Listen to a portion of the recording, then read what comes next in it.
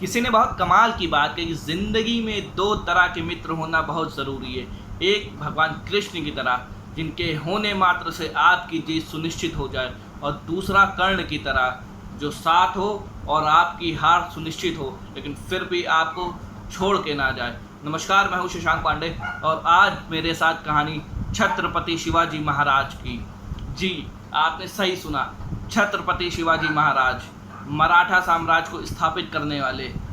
एक टाइम था कि उनका साम्राज्य डोल चुका था और वो अपने साम्राज्य को फिर से स्थापित करने के लिए जंगल जंगल भ्रमण कर रहे होते। तो एक समय आता है कि वो भ्रमण करते वक्त जंगल में रास्ता भटक चुके होते हैं, और जब वो रास्ता भटक चुके होते हैं तो शाम का समय होता है, भूखे भी होते हैं, प्यासे भी होते हैं और थक भी चुके होते हैं। तो वो चलते चलते उन्हें एक कुटिया नज़र आती, तो वो कुटिया खटखटाते हैं।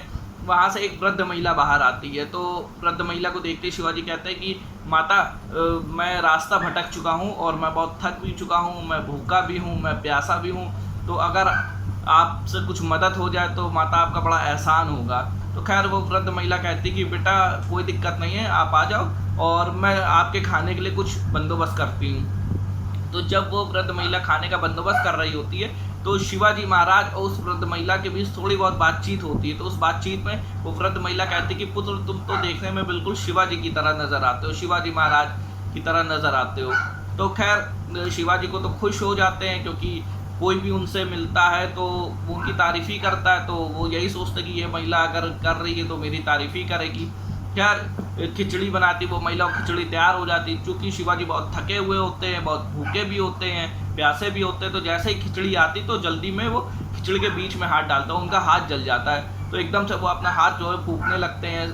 तो वो जो महिला होती है वो कहती है पुत्र, तुम दिखने में तो शिवाजी महाराज की तरह दिखते हो लेकिन हरकतों में भी एकदम उसकी तरह मूर्ख नज़र आते हो। तो शिवाजी को एकदम अजीब सा लगता है। वो मन में सोचते हैं कि मैं जिनसे मिला सब मेरी तारीफ़ करते, लेकिन ये जो महिला है मुझे मूर्ख क्यों कह रही है।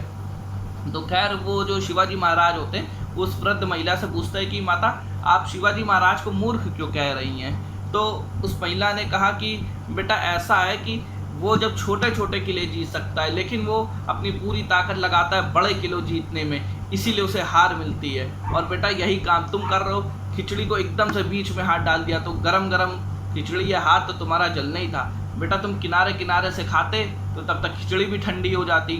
तो ये एक छोटी सी कहानी हमें ये सिखाती है कि जो सफलताएं होती है वो एक दिन में नहीं मिलती, उसके पीछे कई सालों का हमारा प्रयास होता है। जैसा कि हम कोई भी मूवी देखते तो कहते हैं हाँ ये मूवी बहुत अच्छी है, लेकिन उस अच्छी मूवी को बनने में कितने छोटे छोटे प्रयास होंगे ये हमें नज़र नहीं आता है। कोई क्रिकेटर होता है, एकदम से हम कहते हैं कि वाह इस सेंचुरी ने उसको कितना बड़ा सेलिब्रिटी बना दिया, लेकिन उस एक सेंचुरी के पीछे उसकी कितनी ज़बरदस्त मेहनत होती है ये हमें नज़र नहीं आता।